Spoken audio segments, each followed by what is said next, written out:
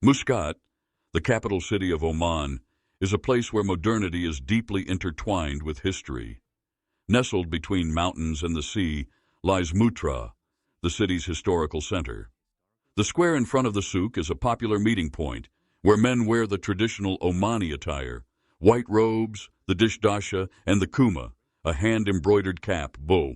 In public, most women wear a floor-length cloak-like dress, the abaya, paired with a headscarf. Wow, wow. If you touch me, oh my God. A women's sailing team has existed at Oman Sail since 2011, an initiative personally requested by the Sultan. This stands in stark contrast to other Arab states, where women's participation in sports is unusual. The idea to revive Oman's seafaring traditions came from the highest authority. The reigning Sultan Qaboos launched the sailing program in 2008 to earn international recognition in the world of sports. Experienced athletes from abroad were brought in to help build the team. If you get motorized in here, 2-1, now okay. The women's team has already taken part in international competitions. Their longest journey so far was to northern Germany for Kiel Week. Sailing offers these young women the chance to develop self-confidence and independence in a country where traditional notions of male dominance are still widespread. Good one, dear. Yes. These three female sailors have become symbols of the new modern Muscat. The city's history stretches back to 2000 BC. Surrounded by mountains, Muscat was once considered a safe haven. In the 16th century, the Portuguese recognized its strategic value, conquered the city, and built numerous fortresses. Over time, however, the harbor lost its significance and Muscat fell into a slumber. Since 1970, Sultan Qaboos has ruled from his new palace. He deposed his conservative father and set an ambitious goal to gradually lead the then undeveloped country into a modern era. Do it, do it, do it! One of the last halwa manufacturers in Muscat operates in a narrow lane, anxiously awaiting a delivery of margarine. Halwa is the traditional Omani dessert. Mohammed bin Zahran is one of the few artisans who still prepares it the old-fashioned way. Today, a gas flame replaces the wood fire under the copper vat, but Mohammed and his assistant still use an age-old family recipe. What are you made in feedback? Well, what about me? We'll get ready. Omani halwa is a solid dessert made from sugar, starch, and fat, spiced with saffron and infused with rosewater. Before Western goods arrived, it was the only dessert available. Constant stirring prevents it from burning. Muhammad has an instinctive sense of when the mixture is ready. He recalls an era when conditions in Muscat were almost medieval. Nothing has changed in the way halwa is made. A wealthy businessman orders a large pan for a celebration, paying 135 reals, around $300. Tradition dictates guests be spoiled with desserts, and Muhammad makes the finest halwa in all of Muscat. He personally supervises the transport of this valuable cargo. How did the highway? Then we get it, well, that we had in the dinner, Michelle. A new hair mechanic, my roof, I know how the pilot, because... In the past, Muscat's mountainous terrain protected the old city from inland raiders. Today, these same mountains restrict expansion, causing houses to cluster side by side. Instead, Muscat stretches out along the sea. Sultan Qaboos, educated in England, favors prestigious projects. The Royal Opera House, completed in 2011, boasts every imaginable luxury and attracts international stars. At the Grand Mosque, which bears his name, the Sultan has created another architectural monument. Islam is the state religion, and most Omanis are embody, a branch that advocates peace and tolerance towards those of other faiths. The vast prayer hall can hold 6,500 worshippers, illuminated by over 1,200 lights in enormous crystal chandeliers. I'm home. Islam, an absolute monarchy, might not sound progressive, but equality between men and women is enshrined in Oman's constitution. In Muscat, women participate actively in public life. One of them is businesswoman Huda Alatvi, who drives herself through the city, a normal sight in Oman, though unthinkable in many other Arab countries. Here in Oman, it's very easy. In fact, if a woman doesn't drive or have a license, it's kind of weird, like not going to school. Muscat is a city built for driving, stretching some 60 kilometers along the coast. Distances are large and the heat discourages walking. Muscat has mountains, beaches, and abundant natural formations. Before, many places lacked basic services like electricity and water, but now they are all developed. This makes it easier for us to get around, even though Muscat is big. Huda is a marketing expert with global ambitions. As a starting point, she owns 5 ice cream shops in Muscat and regularly checks on them, often unannounced. A female boss is still unusual, but Oman generally supports women. Huda advises other women to take advantage of living in such a country, despite any struggles they might face. Thank God it's a very nice and warm environment for women to be who they are and do what they want. Vanilla, chocolate, and strawberry ice cream parlors are still special in Muscat. Customers are often mothers treating their children. Unlike Huda, most women wear a headscarf in public. But in Oman, it's optional and context-dependent. If you're at a funeral or a male-dominated space, you wear it out of respect. Otherwise, it's your choice.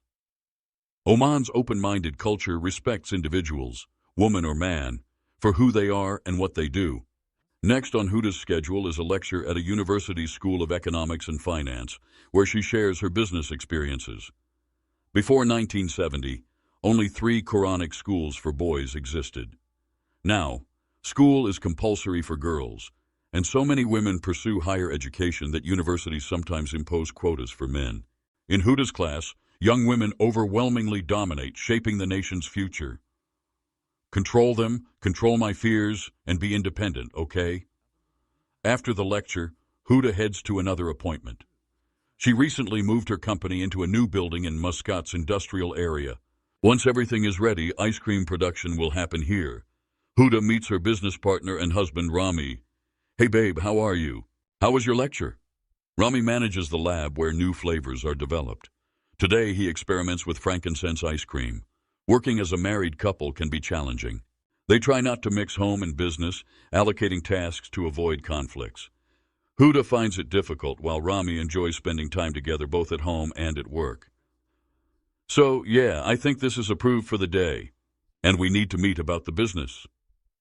Huda and Rami studied abroad and are open-minded, yet Muscat is a city of contrasts.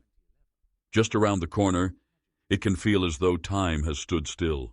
Fishing villages remain peaceful, and here men still wear the kuma every day. The richly embroidered cap is part of traditional men's clothing. Although many are machine-made today, a hand-stitched kuma is a special gift, usually from a wife or mother. For women, the abaya is the customary public garment. Jeans and t-shirts may lie beneath its folds.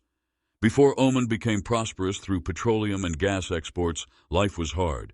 Over 2,000 years ago, Omanis learned to wrest arable land from a harsh landscape, cultivating date palms in oases. Dates were a vital food source, and just 15 a day meet a person's vitamin and mineral requirements. Water is Oman's most valuable resource. To use every drop wisely, ancient water channels, falaj systems, still operate. A water supervisor ensures fair distribution, making him one of the most important figures in the village. Time is measured by a sundial, and embedded stones mark quarter-hour intervals. This system has worked for over 2 millennia.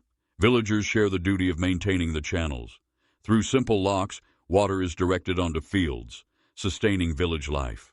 Rustak's watering system has even been declared a UNESCO World Heritage Site. Dates grow on about 60% of Oman's agricultural land.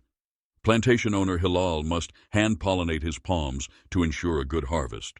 Secured only by a rope, he climbs at least 10 meters up to tie male pollen bunches to the female flowers. In the 17th century, Rustak's fortress was a seat of government after the Portuguese conquered Muscat. Only in the 18th century did the Omani rulers return to Muscat. Evenings in the city are now a time to unwind, either in an air-conditioned car or strolling along the beach. Oh my God. Evening prayers mark the day's end, time for family. After a busy day, Huda helps her son with his homework. She strives to raise her children to be independent thinkers, guiding them to make their own decisions and believe in themselves. Huda and Rami represent the new, modern upper-middle class of Muscat. Their lifestyle blends modernity with traditional values, and like mothers in the West, Huda finds juggling family and career challenging. Dinner is the only time we really meet. That's why we keep it early, around 6:30. We talk about the day, issues, plans for the future. It's our chance to catch up. Before opening to the world, many business people left Oman due to restrictive policies. Now Muscat is a valuable place for business. No city is perfect. Every country has pros and cons, but Oman has a lot of potential and a bright future. Every home in Muscat now has air conditioning. A few decades ago, people lived differently. The Hajar Mountains form a stone desert, separating the coast from the interior. In the dried-out riverbeds known as wadis, date palms and abandoned mud brick villages still stand, a testament to earlier times, perfectly adapted to the scorching heat. But with the affordability of modern houses equipped with baths and cooling, the old homes have been deserted. Oman is one of the world's most sparsely populated countries. Its rugged mountains and deserts dominate the landscape. This makes it a paradise for geologists. Muhammad al-Kindi and his colleague Ayesha al-Hadri explore rock formations near Muscat that reveal the Earth's geological history. This place shows a high degree of deformation in the rocks. They were once horizontal, but have been twisted by tectonic forces. Instead of climbing themselves, they use a drone to photograph the cliffs. The Hajar Mountains expose what would otherwise be deep beneath the Earth's crust. Millions of years ago, a shallow sea covered this region, leaving behind algae deposits and seashells called oncolites, as well as marine fossils like echinoids and oysters. These ancient organisms, subjected to pressure and heat over millions of years, formed the basis of today's oil reserves. The Gulf of Oman off Muscat is still clean and teeming with fish. Abdullah and his son Youssef prepare their boat at sunset to set out at dawn. First, they catch young sardines as bait to lure bigger fish. They sell their catch right on the pier. Fresher fish cannot be found. In Mutra, once Muscat's financial center, merchants thrived. Today, the souk remains vibrant, filled with small shops selling goods and wares. Frankincense, once Oman's most important export, perfumes the air. According to legend, Emperor Nero burned an entire year's supply at his wife's funeral. Frankincense trees grow in the south, and their harvested resin is prized. Men once perfumed their beards with it. In the souk, one might also find treasures like antique khanjars, Omani daggers worn by men on formal occasions. The silversmith Nadira Araihi makes these noble weapons. Training as a silversmith ensures this age-old craft endures. Nearby, at his small halwa shop, Muhammad bin Zahran sells his desserts. He has seen Muscat transform radically in his lifetime. When asked if old or modern times are better, he responds diplomatically, "Muscat is a captivating city where people take pride in tradition while embracing the new." The Sultanate of Oman steers its own course, and the people of Muscat look toward the future with curiosity and optimism. I don't know why,